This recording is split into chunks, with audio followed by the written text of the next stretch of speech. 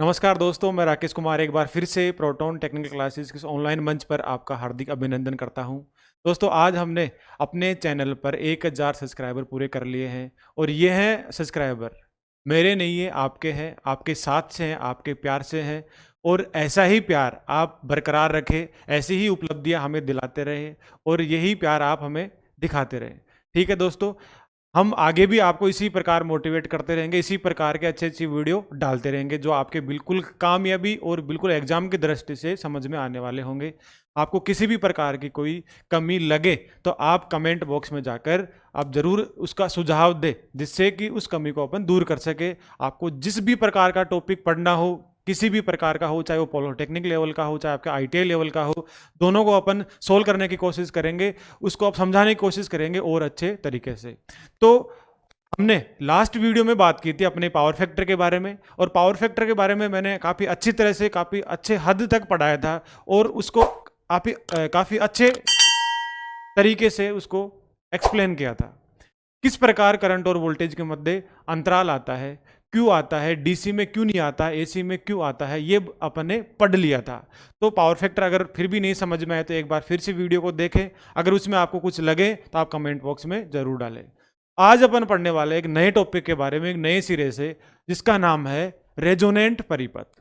Resonant परिपथ एक ऐसी परिपथ का ऐसा सर्किट है जिसमें आपका एक्स एल जो इंडक्टिव रिएक्टेंस है, एक्स सी जो कैपेसिटिव रिएक्टेंस है, उन दोनों का मान बराबर हो जाता है, रेजोनेंस हो जाता है, अनुनादी हो जाता है।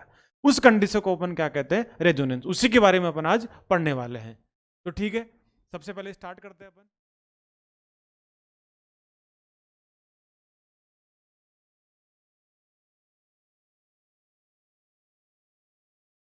रेजोनेंस सर्किट, जिसको अपन कहते हैं अनुनादी परिपथ। अब देखो, अनुनाद का मतलब क्या होता है?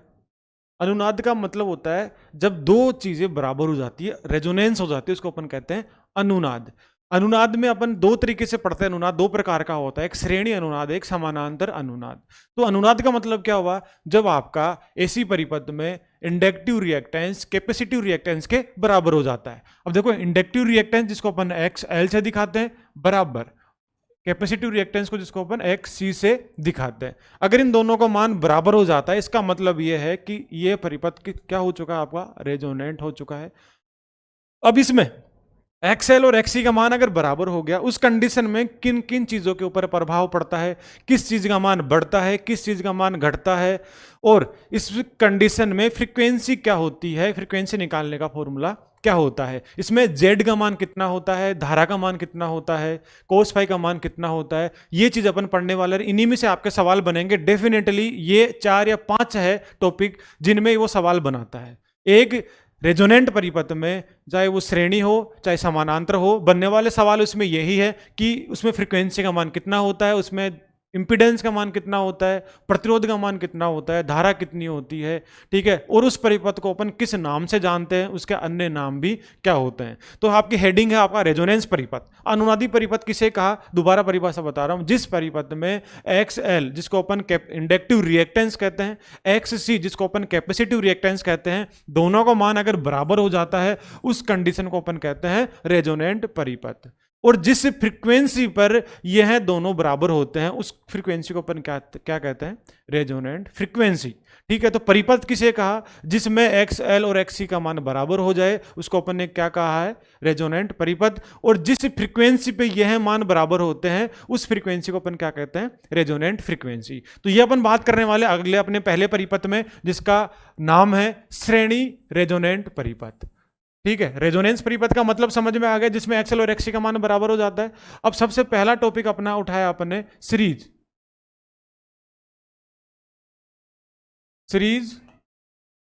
Resonance circuit. ठीक है, श्रेणी अनुनादी परिपथ, श्रेणी अनुनादी परिपथ, यह आपका नाम है श्रेणी अनुनादी परिपथ, सीरीज रेजोनेंस परिपथ। पहला रेजोनेंस में रेजोनेंस किसे कहा? जिसमें एक्सएल और एक्ससी का मान बराबर हो जाता है, आपका रेजोनेंस कहलाता है। जिस फ्रीक्वेंसी पे यह अनुनाद आता है, जिस फ्रीक्वेंसी पे दोनों का मान बराबर हो जाता है, वह आपका रेजोनेंस फ्रीक्वेंसी कहलाती है। क्योंकि फ्रीक्वेंसी के लिए अपन ने क्यों कह रहे हैं? क्योंकि ऐसी परिपथ है। दूसरी चीज जो आपका एक्स एल है वो किस पे डिपेंड करता है? फ्रीक्वेंसी पे, क्योंकि एक्स एल उसका फॉर्मूला होता है एक्स एल बराबर 2πfl। यहां पे अगर अपन बात करते हैं एक्स एल समानुपातिक किसके होता है? फ्रीक्वेंसी के। अगर फ्रीक्वेंसी का मान बढ़ेगा तो एक्सएल का मान भी क्या हो जाएगा? बढ़ जाएगा। दूसरी चीज एक्स सी की बात करते हैं अपन, तो एक्स सी बराबर क्या होता है? 1/2πfc।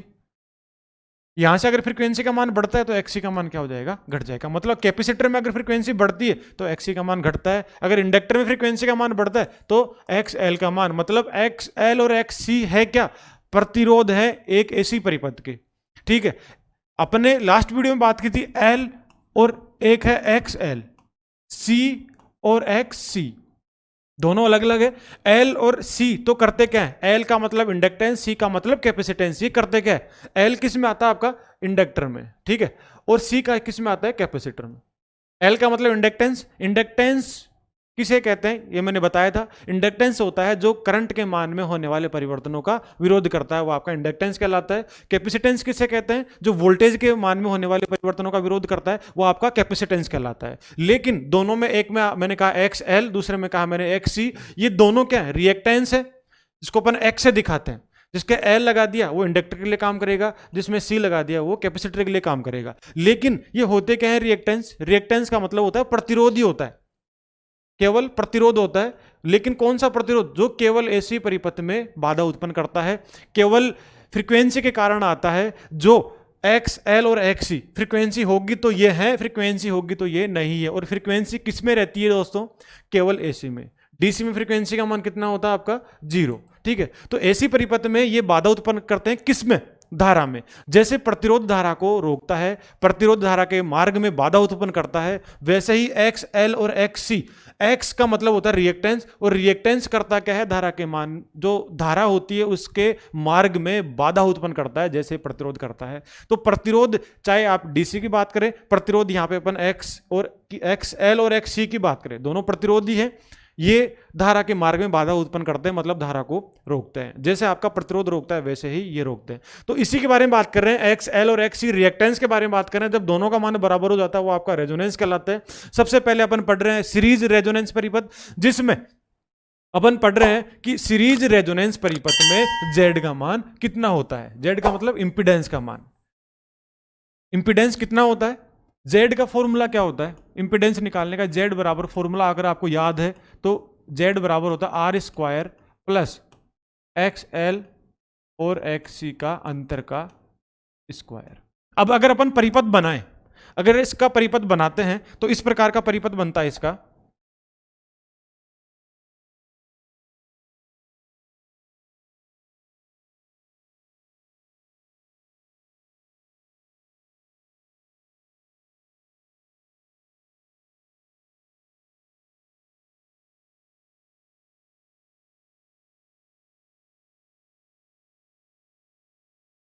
यह आपने एक परिपथ बना दिया, ठीक है। इसमें ये आपका आर, ये एल और ये सी।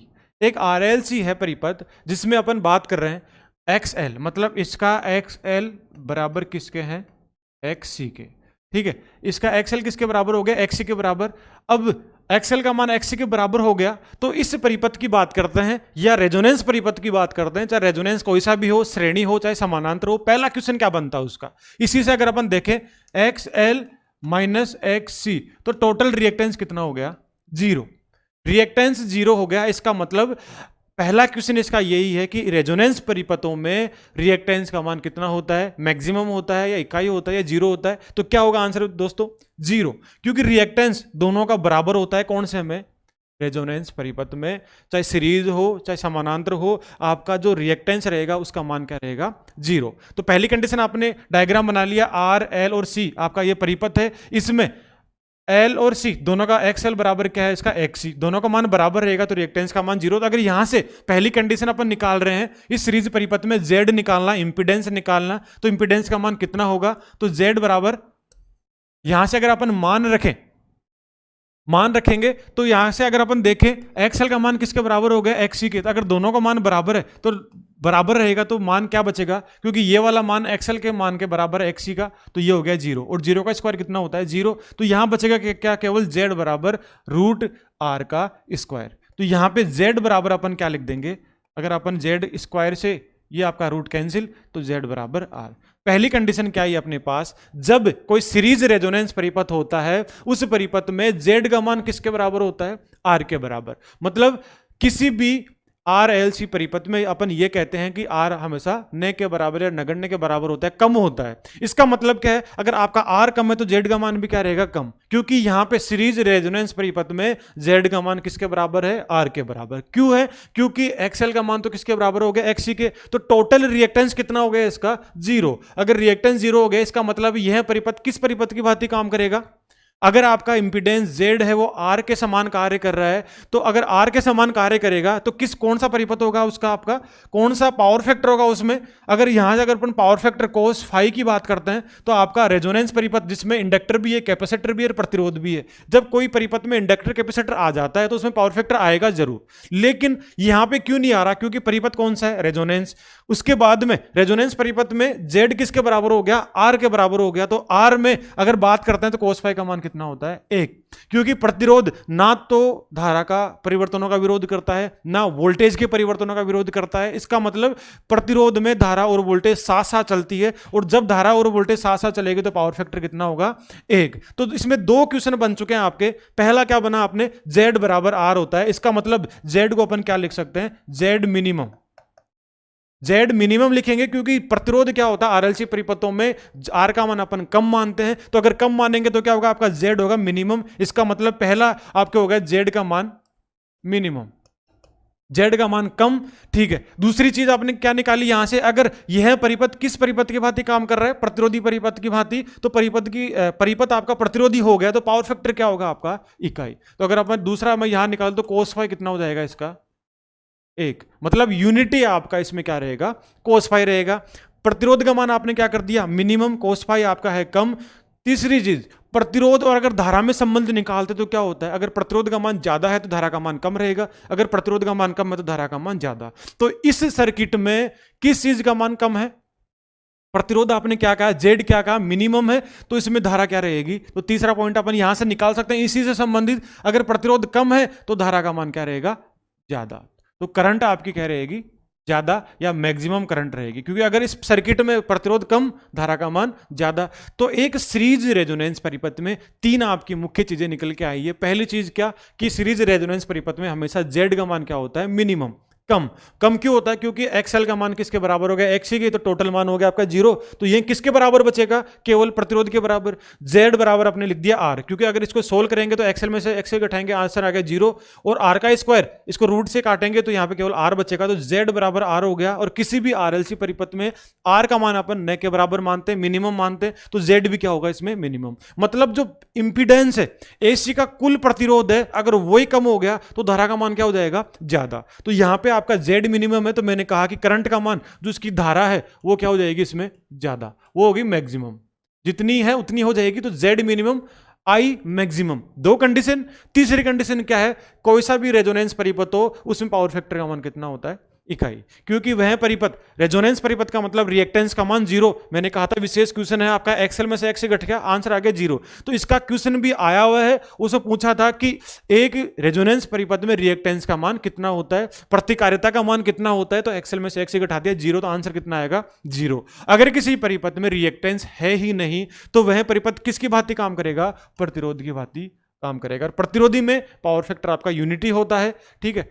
तो यहां पहली कंडीशन सीरीज में Z मिनिमम, I मैक्सिमम और cos फाई का मान इकाई, ये तीनों चीज समझ में आ गई होगी, जिसमें Z मिनिमम क्यों हो रहा है, धारा का मान ज्यादा क्यों हो रहा है, और cos फाई का मान 1 क्यों है। इसमें 3 चीजें हैं। अब अपन आगे बात करते हैं इसकी फ्रीक्वेंसी के बारे में।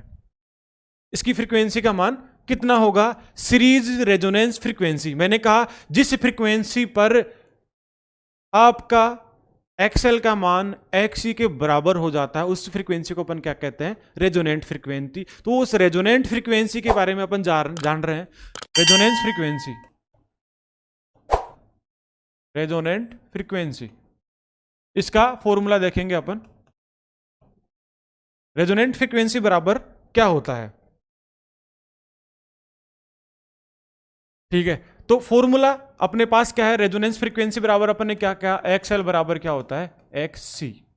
एक्स एल के बराबर क्या है, एक्स सी होता है, ये अपन ने अभी पढ़ा है, क्योंकि अगर रेजोनेंस परिपथ है, अगर रेजोनेंस परिपथ है उसमें एक्स एल का मान किसके बराबर होगा, एक्स सी के बराबर होगा। फॉर्मूला क्या पढ़ रहे हैं अपन, रेजोनेंस फ्रीक्वेंसी निकालने का, एफ आर, जिसको अपन कहेंगे रेजोनेंस फ्रीक्वेंसी एफ आर। तो एक्सएल बराबर एक्स सी, तो एक्सएल अभी मैंने कहा एक्सएल बराबर क्या होता है, 2 पाई एफ एल, ठीक है, बराबर एक्स सी का मान अगर अपन देखें तो क्या होता है, एक्स सी बराबर 1/2 पाई एफ सी, 1/2 पाई एफ सी। तो एक्सएल बराबर क्या हो गया आपका, 2 पाई एफ एल, और एक्स सी बराबर क्या हो गया, 1/2 पाई एफ सी, ठीक है। तो यहां से अपन एक्सएल का मान एक्स सी के बराबर रख देंगे। तो यहां पे एक्सएल का मान रख दिया आपने 2 पाई एफ एल बराबर 1/2 पाई एफ सी, ठीक है।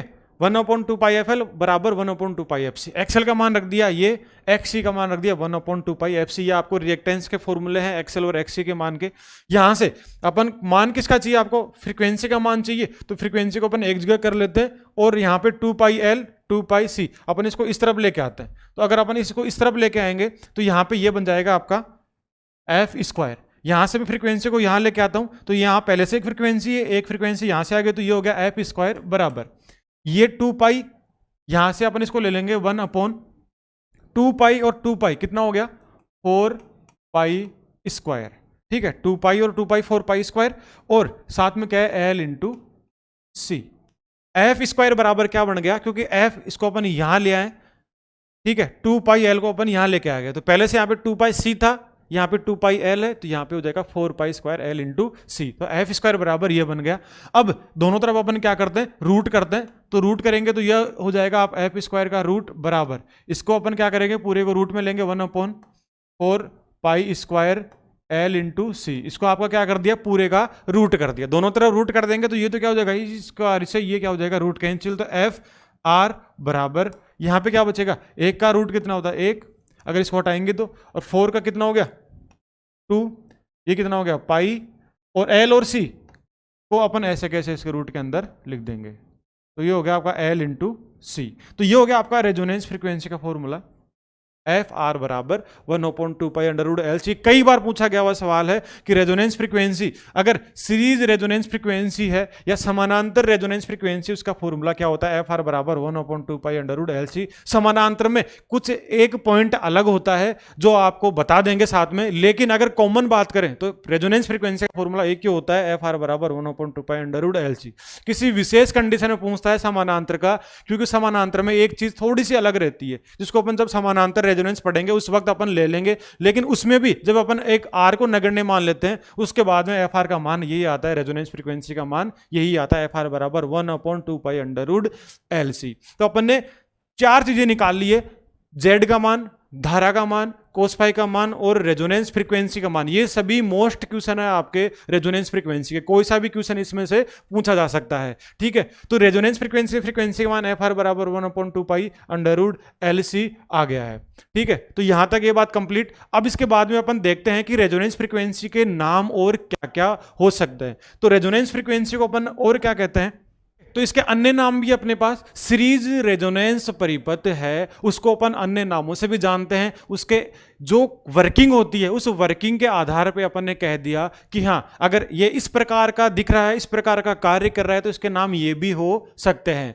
तो पहला नाम अपन जो लिख रहे हैं वो ये है वोल्टेज अनुनादी परिपथ, वोल्टेज अनुनादी परिपथ, ठीक है। दूसरा है इसमें बैंड स्टॉप